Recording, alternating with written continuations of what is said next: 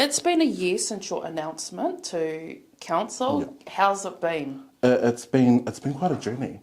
It's been a huge journey, and it's been something that when I announced my push into council, I didn't expect what is there now. Yeah. But it's been probably one of the most eye-opening experiences on how the local government system works. Because what I knew outside is what's not actually happening. There's more mechanisms, so things make more sense to me now on certain topics. And I'm more clearer on why we make certain decisions and the rationales behind them. Yeah. So loving it.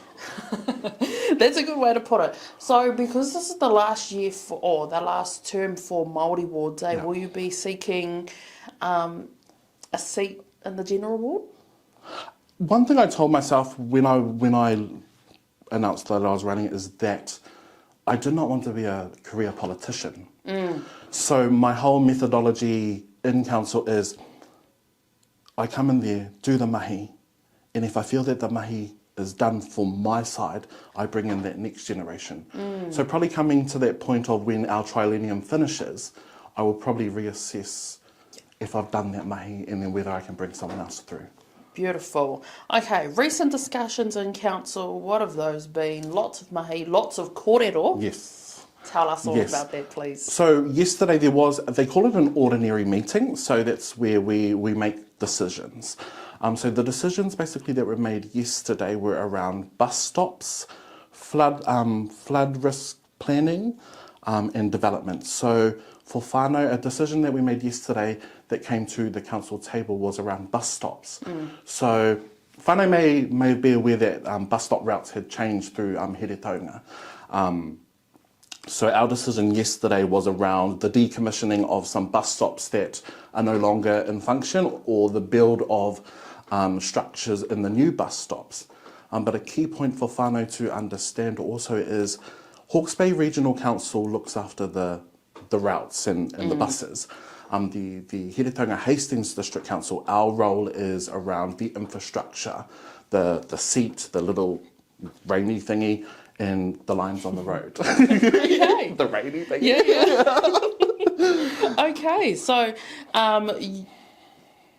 the regional council have a much wider job in terms of the bus stops. All right, now simplifying local government, that's a big one. Even, like hearing just those words, people are probably like, switch it off, or what even is this? So can you tell us I have a bit of a kōrero about this. So simplifying local government, we think about simple, but for whānau it's amalgamation. So right now we have in our rohe of Te Mātauranga Māui, we have the Wairoa District Council, we have Napier City Council, we have the Hawke's Bay Regional Council, we have Hastings District Council and Central. So what the government is trying to do is reform that and simplify it into basically something. So whānau may hear these things like unitary authority or territorial authority, all of that. It's just a basically simple way of saying we're going to turn all of these into one of these or two of these. The thing with this is it's been rushed. I'm a bit on the thing with this. So the government announced this a few months ago. We had 3 months to get a proposal in. So August is when we have to submit a proposal on what we as whānau, as community, want our rohe to look like. So you may be aware that there was a consultation process that recently closed. So we had those results back from whānau on what they wanted. So in that consultation process, there are a few key things, which is around affordability, making things more affordable, affordability and keeping that local voice. Those are those big two key priorities. So our decision as a council now is to formalise a plan and basically take it back to the government and say, this is what we want. One key thing around that consultation process as well is our mana whenua representation and what mana whenua wants, what iwi Māori wants. So that will be all put into a plan, given to the government.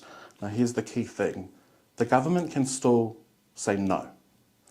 So there is another portion called a backstop. So we have a thing called a Head Start plan, which is we provide the details to the government, the proposal, and there's a backstop. So a backstop is basically the government will come back and say, no, we will do your reform. We will decide for you.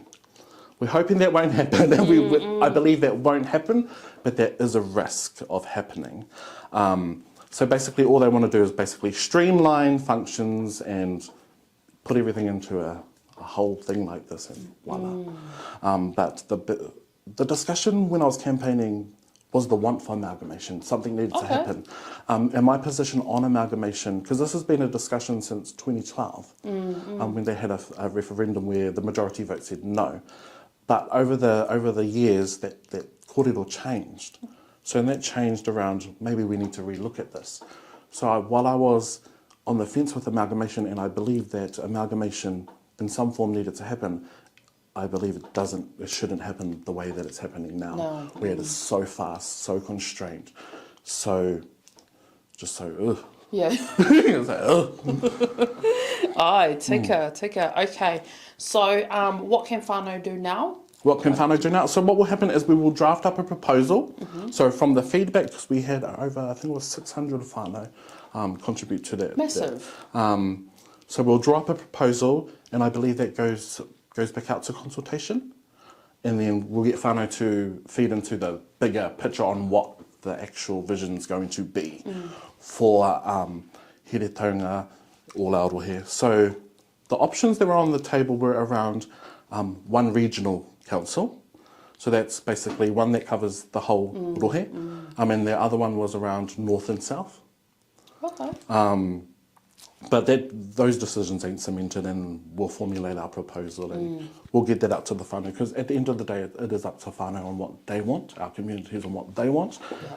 So one big thing is when the next consultation process comes out is whānau need to consult on that, because we make our decisions based off those consultation processes. That's a big one for whānau too, especially to actually read it. Yeah. That's going to be huge. Yes. Times are tough at the moment. Yes. And people are struggling, pockets are empty. What messages do you have for our communities? For us, we're resilient, you know. The economic climate that we're currently in is probably one that we all don't want to be in. But there are reasons on why we are in these predicaments. In that whether that government policy, whether that is certain functions of how policies and budgets work. It is an election year. It is a big election year, so one thing I do want our whānau to do is make sure you're registered to vote.